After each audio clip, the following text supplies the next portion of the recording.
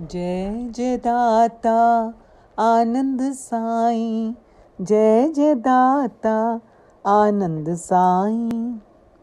ओम साईं पार ब्रह्मणे नमः। हवन करने से हे साधो कर्मों की गति हुए शांत। स्वाहा स्वाहा करते करते प्रसन्न हुए श्रीकांत। अपने इष्ट मंत्र के साथ प्रतिदिन हवन करो। इष्ट देव के चरण कमल हृदय माही धरो, हृदय माही धरो। ओम नमो भगवते साईनाथाय स्वाहा। श्री साई गीता श्लोक नंबर 2310। श्री साई गीता के इस श्लोक में हवन करने से क्या क्या लाभ होते हैं, इस पर प्रकाश डाला है श्री आनंद साईं जी ने। जो साधक प्रतिदिन हवन करते हैं उनके कर्मों की गति शांत होती है। वेदों में कहा गया है कि घर की सुख शांति, स्वास्थ्य व समृद्धि की कामना के लिए हवन करना हिंदू धर्म में प्रमुख कर्म माना जाता है। लेकिन आज भी कुछ लोगों को इस धार्मिक कर्म कांड के फायदे के बारे में पता नहीं है, इसीलिए वे अपनी परेशानियों से जूझते रहते हैं। हवन के धुएं से प्राण में संजीवनी शक्ति का संचार होता है।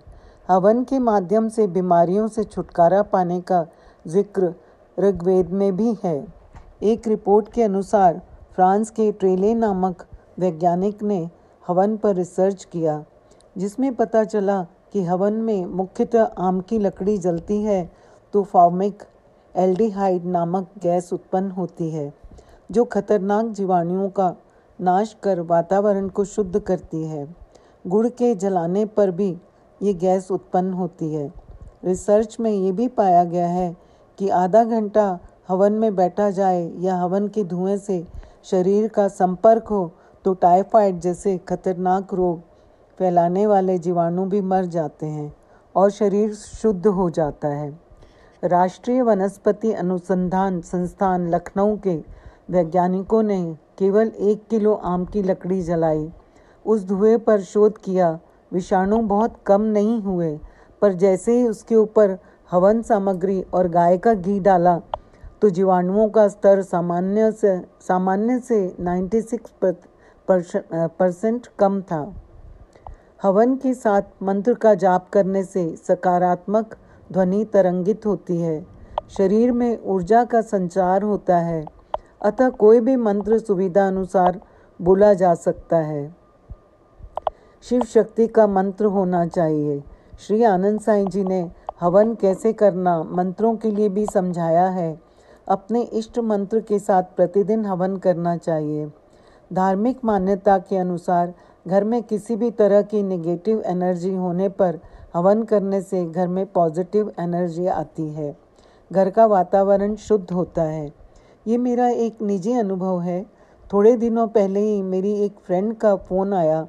वो काफ़ी डरी हुई थी। उसने कहा रात को वो ड्राइंग रूम में बैठकर किसी से फ़ोन पर बात कर रही थी तो उसे किसी की सांसों की आवाज़ आती है। मैंने उसे कहा तुम वहाँ पर बैठकर हवन करना। उसने अमावस्या को उस जगह शाम को हवन किया, फिर पूर्णिमा पर हवन किया। उसे मैंने हवन की विधि बता दी थी। मंत्र भी श्री आनंद साईं जी के दिए हुए बता दिए थे। उसके बाद उसे सांसों की आवाज़ आनी बंद हो गई। हवन बहुत भाव से करना चाहिए। हवन की सामग्री हरि का अन्न होता है। स्वयं ईश्वरीय सामग्री स्वीकार करते हैं। श्री आनंद साईं